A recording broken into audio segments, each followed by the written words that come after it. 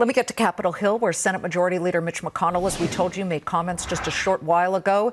Yes, he promised to hold his promise to the immigration vote by February 8th, but one senator accused Democrats of holding multiple issues hostage over immigration. Listen.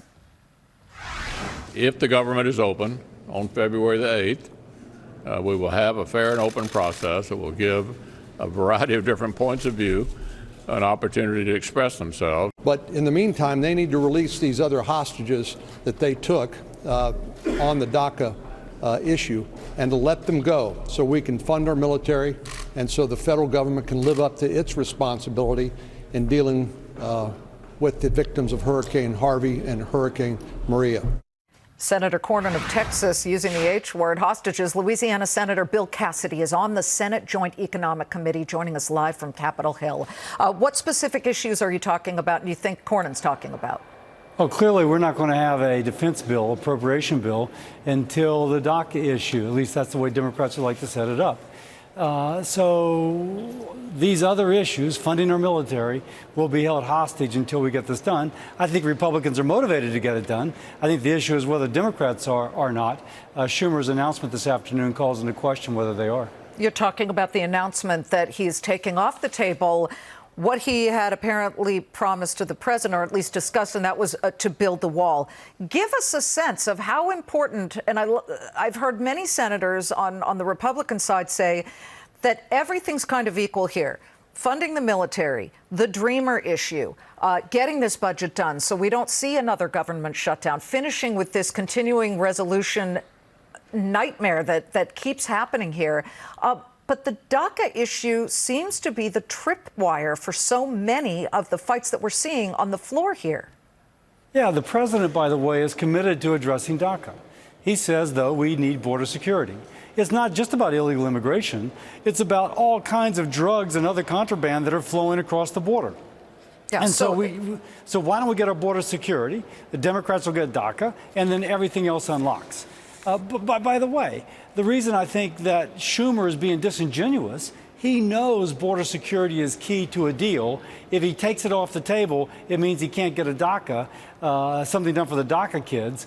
And I think he's being disingenuous that he really wants a deal. I think he wants the issue, not the deal. Well, the compromise would really have to be, let's get the border more secure and at the same time deal with this Dreamer issue, because the clock is running out on this situation where these people might be deported. I was looking at some of the numbers in Louisiana. There are about 64,000 undocumented workers, I believe, in your state.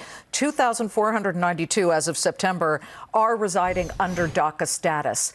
I'm very interested to know how you feel about these people and what you want to see come out sooner rather than later as far as a solution. I think the DACA kids, most Americans are sympathetic to.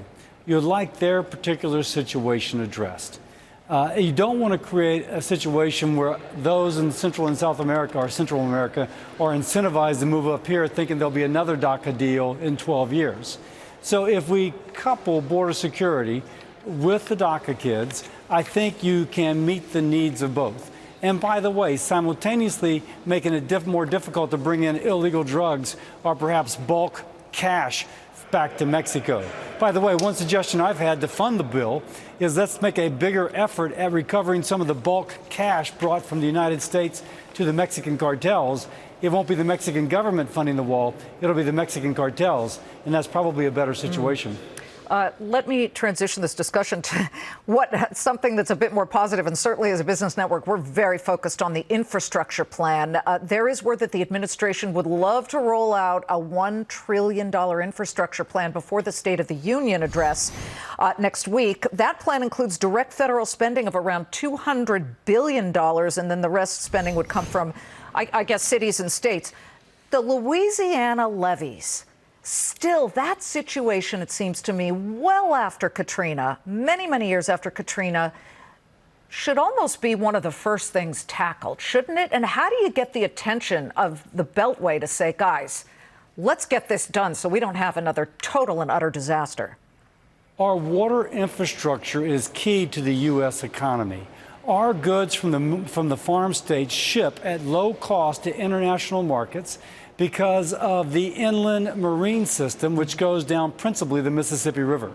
And now that they're making the Panamex vessels that are going to go through the bigger canal, we need that Mississippi dredged to 50 feet, not just to 45, because these bigger ocean liners are going to be going up that river.